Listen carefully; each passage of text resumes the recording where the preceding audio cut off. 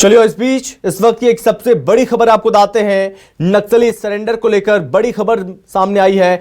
लाखों के नामे 10 नक्सली आज सरेंडर कर सकते हैं। मुख्यमंत्री डॉक्टर मोहन यादव के सामने सरेंडर करने वाले हैं ये नक्सली लीडर कबीर, जो कि सरेंडर कर सकता है, जिस पर लाखों रुपए का इनाम है। कबीर पर तकरीबन 77 लाख का इनाम घोषित है। सरेंडर करने वाले नक्सलियों में 4 महिलाएं और 6 पुरुष शामिल हैं। मध्य प्रदेश के इतिहास में सबसे बड़ा नक्सली सरेंडर होने जा रहा है आज। गृह मंत्री ने 31 मार्च 2026 तक नक्सल खात्मे की डेडलाइन दी है। और इस बीच बढ़ते कदम, बालाघाट में केबी डिवीजन के 10 नक्सलियों ने हथियार के साथ आत्मसमर्पण करने का फैसला लिया। माना जा रहा है कि ये नक्सली जो कि आत्मसमर्पण कर सकते हैं। इस पर ज्यादा जानकारी के साथ सहयोगी शिकिल लगातार हमारे साथ बने हुए हैं। तो शिकिल, मध्य प्रदेश के इतिहास में यह सबसे बड़ा नक्सलियों का आत्मसमर्पण होने जा रहा है आज, क्या जानकारी इसको लेकर? देखिए, मध्य प्रदेश के इतिहास में सबसे बड़ा नक्सली सरेंडर होने जा रहा है और बालाघाट में यह होना है। जैसे कि आज बालाघाट में ही मुख्यमंत्री डॉक्टर मोहन यादव का दौरा है। सूत्रों के हवाले से ये बड़ी खबर सामने आ रही है कि लाखों रुपए की इनामी 10 नक्सली जो हैं वो आज आत्मसमर्पण करने वाले हैं, जिसमें केवी डिवीजन का जो कबीर नक्सली है, जिस पर 77 लाख रुपए का इनाम है, वो आज जो है आत्मसमर्पण कर सकता है। और इतना ही नहीं, बल्कि ये वही कबीर है जिसने कई हम गंभीर अपराधों की बातचीत यहाँ पर करें, जिसमें सबसे बड़ी वारदात जो जिस प्रकार से हुई थी, जिसमें झिरी घाटी, यानी कि जब छत्तीसगढ़ में एक हमला हुआ था, कांग्रेसी नेताओं के ऊपर हमला हुआ था, एक बड़ा हमला हुआ था, और उस हमले का भी मास्टरमाइंड ये कबीर था। और इसी को देखते हुए जिस प्रकार से जो तमाम जो एक मुहिम फिलहाल छेड़ी गई है, केंद्रीय गृह मंत्री अमित शाह ने इस बात की डेडलाइन पूरे देश भर में तय की है कि 31 मार्च 2026 तक नक्सलियों का पूरा खात्मा कर दिया जाए या फिर उन्हें मुख्य धारा से जोड़ दिया जाए। और इसी को लेते हुए मध्य प्रदेश में भी पहल जो है वो लगातार की जा रही है। मुख्यमंत्री डॉक्टर मोहन यादव ने बीते दिनों एक बड़ी बैठक भी ली थी, जिसमें नक्सल ऑपरेशन के साथ साथ तमाम इंटेलिजेंस के अधिकारी, टास्क फोर्स के अधिकारी इसमें शामिल हुए थे। और यह तभी से ये कयास लगाया जा रहा था कि मध्य प्रदेश में कुछ बड़ा होने वाला है, लेकिन ये अंदाजा लगा पाना बड़ा मुश्किल था कि सरेंडर होगा, क्योंकि ऐसा बताया जा रहा था कि जो नक्सल प्रभावित जो 2 जिले मध्य प्रदेश की सरजमी पर आते हैं, वहां कोई एक बड़ा ऑपरेशन किया जाएगा और निश्चित तौर पर आमने सामने की भिड़ंत हो सकती है, या बड़े स्तर पर जो है नक्सली खात्मा के लिए बड़ा ऑपरेशन किया जा सकता है। लेकिन ये खबर सूत्रों के हवाले से निकलकर सामने आ रही है कि जिस प्रकार से जो लगातार कयास किए जा रहे हैं, जो मध्य प्रदेश पुलिस और केंद्रीय सुरक्षा बलों की जो पकड़ लगातार नक्सली क्षेत्रों में टाइट होती जा रही है, कड़क होती जा रही है, सख्ती यहाँ पर बरती जा रही है, उसके चलते कबीर जो है वो अपने 10 साथियों के साथ, जिसमें महिला भी हैं, पुरुष भी शामिल है, वो अपने हथियारों के साथ आज जो है बालाघाट में सरेंडर कर सकते हैं। अगर बात करें कबीर की, नक्सली कबीर की, जिस पर 77 लाख का इनाम है, उसके बारे में क्या जानकारी, क्या मतलब कि क्या बैकग्राउंड, कौन कौन सी बड़ी घटनाओं में शामिल रहा? अगर हम इतिहास की बात करें, उसके पहले बैकग्राउंड की बात करें तो देखिए, अगर नक्सलियों की अगर हम बातचीत यहाँ पर करते हैं तो इनकी जोन अलग अलग होते हैं। और कबीर जो जोन है वो एमएमसी जोन का है। और एमएमसी जोन में जो रखे जाते हैं, जो नक्सली जिस प्रकार से आते हैं, जो एक श्रेणी के आधार पर होते हैं, ये सबसे खतरनाक, खूंखार और साथ ही साथ बड़ी वारदातों को अंजाम देने वाले होते हैं। अगर देखा जाए तो कबीर ना सिर्फ छत्तीसगढ़ की हम बातचीत करें, बल्कि उड़ीसा के साथ साथ मध्य प्रदेश, इसके अलावा झारखंड, और बहुत हद तक इसने अपना नेटवर्क जो है वो ऐसे सीमावर्ती इलाकों में फैलाने का शुरू किया था जो कि महाराष्ट्र से संबंधित है।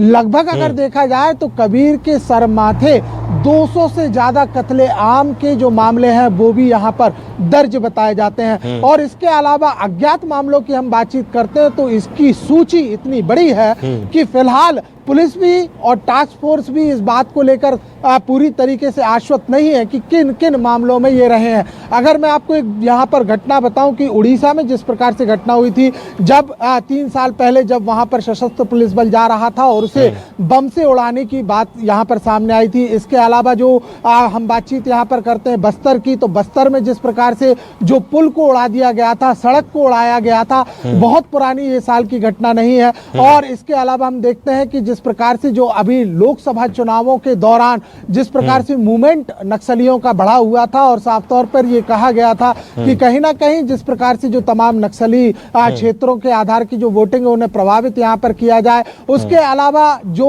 8 ऐसे जिले, यानी हम बातचीत यहां पर कर रहे हैं छत्तीसगढ़ के, जहां पर लाल सलाम के साथ साथ जो संदेश यहां पर डाले गए थे और यह भी यहां साफ तौर पर कहा गया था कि कहीं से कहीं तक भी शासन प्रशासन के साथ नहीं आना है। वहीं 2 नक्सलियों की भी लाशें बरामद हुई थी, जो कि मध्य प्रदेश की घटनाएं सामने आई थी, जो कि जो लगा हुआ जंगल, अगर हम बालाघाट की बातचीत करते हैं तो वहां की घटनाएं सामने आई थी। ये बहुत बड़ी लिस्ट है जिसमें साफ तौर पर कबीर और कबीर के जो गैंग है, यूं कहा जाए कि एक कमांडर, एक बड़ी विंग का एक जो नक्सली है वो इसको कहा जाएगा। और ये मध्य प्रदेश की बहुत बड़ी सफलता इसको मानी जाएगी, क्योंकि कबीर ना सिर्फ नक्सली बल्कि नक्सली प्लानिंग में भी साथ में रहा है। ये भी साफ तौर पर इनपुट यहाँ पर मिलता है सूत्रों के हवालों से कि ये ना सिर्फ इन क्षेत्रों में सक्रिय रहा है बल्कि इसकी ट्रेनिंग भी जो है वो बहुत बाहर से भी हुई है। और ये भी बताया जाता है कि कबीर जो है वो कई जानता है और साथ ही साथ इसका जो नेटवर्क है वो नेटवर्क भी अलग से जो है वो काम करता है। तो ये जो है 3 स्टेटों की बात यहाँ पर की जाए तो मोस्ट वांटेड सूची में आता है कबीर, और 77 लाख रुपए का तो सिर्फ हम मध्य प्रदेश की बात यहाँ पर कर रहे हैं। उसके अलावा अगर हम देखें तो छत्तीसगढ़ से जो इनाम घोषित किया है, उसके अलावा झारखंड से जो इनाम यहाँ पर घोषित है, उड़ीसा से जो घोषित है, ये तमाम अगर इसका आंकड़ा देखा जाए तो करोड़ों का जो है ये नक्सली के ऊपर ये इनाम है। तो एक बड़ी सफलता जो है मध्य प्रदेश के हाथों आज लग सकती है जी। लेकिन शकील, इन चीजों को भी समझना होगा कि जो टारगेट है 31 मार्च 2026 तक जो केंद्रीय गृह मंत्री के द्वारा दिया गया, कैसे भी करके कि नक्सलियों को सफाया किया जाएगा, ये बौखलाहट है कि अब ये हार मान चुके हैं? और जो बड़े बड़े नक्सली जिसमें देवराज और बसवराज, कई जो मंडावी, जिस तरह से कई नक्सलियों को ढेर किया गया है, उसकी वजह से अब ये डर है कि कहीं हम मार ना दिया जाए हमें, तो ऐसे में ये डर का माहौल है। तो अब वही चीज अब देखने को मिल रही है, उसी से घबराए हुए ये नक्सली तभी आत्मसमर्पण कर रहे हैं, या कुछ और वजह भी है? देखिए, अगर नक्सलियों की हम बातचीत करते हैं तो नक्सलियों में जो 3 प्लानिंग है उनके आधार पर शिकिल, मैं आपके पास लौटूंगा यहाँ पर, मैं आपके पास लौटूंगा शिकिल। इस बीच हमारे साथ नीरज काकोटिया हैं जो कि बालाघाट से ही हैं और बालाघाट से पूरी जानकारी देंगे। नीरज, क्या जानकारी मिल रही है, कितने बजे ये सरेंडर करेंगे और कितनी तादाद में ये सरेंडर नक्सलियों का होने वाला है आज? बिल्कुल संभव, देखिए मैं आपको बता दूं, एक नक्सलियों के आत्मसमर्पण को लेकर के एक बड़ी अपडेट यहाँ पर मिल रही है, जिसमें कि 6 पुरुष नक्सली है और 4 महिला नक्सली जिन्होंने सरेंडर किया हुआ है। खास बात यह है कि जो केवी डिवीजन का जो लीडर है कबीर, उस पर एमएमसी जोन पर एमएमसी जोन को लेकर के 77 लाख रुपए का इनाम था और सभी ने आज जो है सरेंडर करने वाले हैं। जानकारी ये भी मिल रही है कि मुख्यमंत्री डॉक्टर मोहन यादव जो है वो 3 बजे तक बालाघाट पहुंचेंगे और ये जो है कार्यक्रम पूरा पुलिस लाइन में रखा जाएगा, जहां पर सभी नक्सली जो है वो सरेंडर करने वाले हैं जी। मुख्यमंत्री कितने बजे पहुंचेंगे, कितने बजे कार्यक्रम है सरेंडर करने का मुख्यमंत्री के सामने? जी बिल्कुल, देखिए संभव 3 बजे के आसपास की जो है जानकारी मिल रही है कि मुख्यमंत्री बालाघाट पहुंचने वाले हैं, जहां पर सभी नक्सलियों को जो है सरेंडर करने की प्रक्रिया की जाएगी। ठीक है नीरज, आप हमारे साथ लगातार बने रहिए। इस बीच शिकिल भी लगातार हमारे साथ बने हुए हैं। शिकिल, मैं वापस लौट रहा हूं उसी सवाल के साथ, ये बौखलाहट है, डर है, क्या चीजें हैं जिसके बाद अब लगातार बड़े बड़े नक्सलियों को सरेंडर अब हो रहा है और संगठन को छोड़कर बाहर आ रहे हैं? देखिए, देखा जाए तो नक्सलियों के मामले में जो रणनीति रहती है वो अलग रहती है और रणनीति 3 प्रकार से काम करती है। पहली चीज तो यह है कि रणनीति के तहत सबसे पहला सरकार की जो कोशिश होती है वो यही रहती है कि आप आत्मसमर्पण कर दें और इसके लिए दबाव जो है वो बनाया जाता है। जो सूचना तंत्र और खुफिया तंत्र जिस प्रकार से होते हैं वो लगातार कहीं ना कहीं संवाद की स्थिति में आते हैं कि सरेंडर करिए नहीं तो मार दिए जाएंगे। दूसरी रणनीति की अगर हम बातचीत करते हैं तो ये रणनीति विशेष होती है, इस बात की होती है कि हम ग्राउंड जीरो पर जाके ये वातावरण ऐसा बनाए, ऐसा एटमॉस्फेयर बनाए कि कहीं ना कहीं नक्सली जो है वो सरेंडर करने के लिए मजबूर हो जाए, माफ कीजिए। और इसके लिए जो है सबसे बड़ा उपयोग जो सरकार करती है वो ये करती है, उनके नेक्सस को तोड़ती है। देखिए, इन दोनों पूरे मामलों में कहीं से कहीं तक हथियार नहीं है शामिल, अभी ये सिर्फ एक रणनीति। और तीसरी अगर हम बातचीत करते हैं तो घेराबंदी करना है और घेराबंदी करने के बाद सीधा नक्सलियों को ढेर कर देना है, एनकाउंटर करना है। और ये तीनों मामलों को लेकर मध्य प्रदेश ने बहुत मजबूती से कदम उठाया है और यही कारण है कि नक्सल प्रभावित जो क्षेत्र था, एक मैं आपको और यहां पर याद दिलाता हूं कि एक पत्र सेंट्रल गवर्नमेंट का मध्य प्रदेश सरकार की नींद उड़ाते हुए मिला था।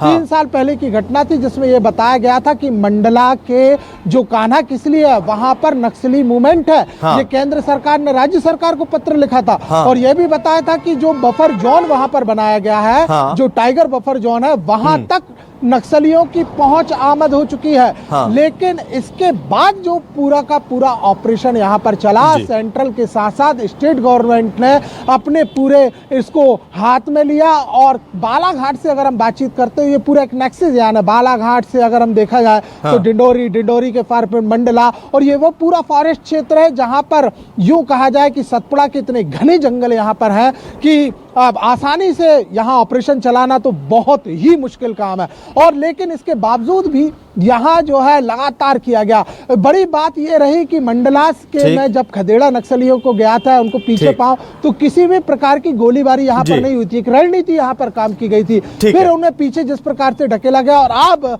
जो है अमूमन बहुत कम ऐसे मामले सामने आ रहे हैं मध्य प्रदेश में जहाँ नक्सली घटनाओं का हमारे सामने आते हैं। और ये एक बड़ा अपडेट आ रहा है कि आज कबीर जो है वो आत्मसमर्पण कर देगा, वो भी एक नहीं अपने 10 साथियों के साथ। बिल्कुल, ये बहुत बड़ी अचीवमेंट भी है। और नीरज, मैं आपके पास लौट रहा हूं। नीरज, थोड़ा इस चीज को थोड़ा विस्तार से बताने की कोशिश करिए। अगर अब कबीर जो कि सरेंडर करने वाला है, बहुत बड़ा नक्सली, इनामी नक्सली, उसके साथ अन्य साथी भी, इस सरेंडर के बाद बालाघाट का कितना हिस्सा नक्सली मुक्त हो जाएगा? बहुत बड़ी अचीवमेंट इसे किस तरह से मानी जा सकती है? और क्या माना जाए कि नक्सली संगठन बालाघाट से अब धीरे धीरे दम तोड़ रहा है? जी बिल्कुल, देखिए, संभव एक बड़ा प्रहार यहाँ पर नक्सलियों पर होता दिखाई दे रहा है। जिस तरह से अमित शाह जो कि गृह मंत्री है, उनका कहना है कि 2026 तक नक्सलियों को सफाया होगा, तो इसी का नतीजा है कि अब ये जो मुहिम जो है इसमें सफलता मिलती नजर आ रही है। एक तरह से बालाघाट को नक्सलियों का गढ़ माना जाता था, लेकिन अब धीरे धीरे जो है नक्सली यहाँ से समाप्त होते जा रहे हैं, माओवादी संगठन की जो है कमर टूटते जा रही है। तो यही वजह है कि बालाघाट जो है अब नक्सल मुक्त होता दिखाई दे रहा है। जी चलिए, ठीक है नीरज, बहुत धन्यवाद आपका। और शिकिल, आपका भी बहुत धन्यवाद तमाम जानकारी के लिए। तो सहयोगी लगातार हमारे साथ जुड़े हुए, तो उन्होंने पूरी जानकारी भी दी। मुख्यमंत्री डॉक्टर मोहन यादव पहुंचेंगे और वहां पर मुख्यमंत्री के सामने सरेंडर करने वाले हैं, जिनमें महिला नक्सली भी और पुरुष नक्सली भी शामिल हैं। और सबसे खास बात, 77 लाख का इनामी नक्सली कबीर जो कि सरेंडर करने वाला है। आज बहुत बड़ी सफलता।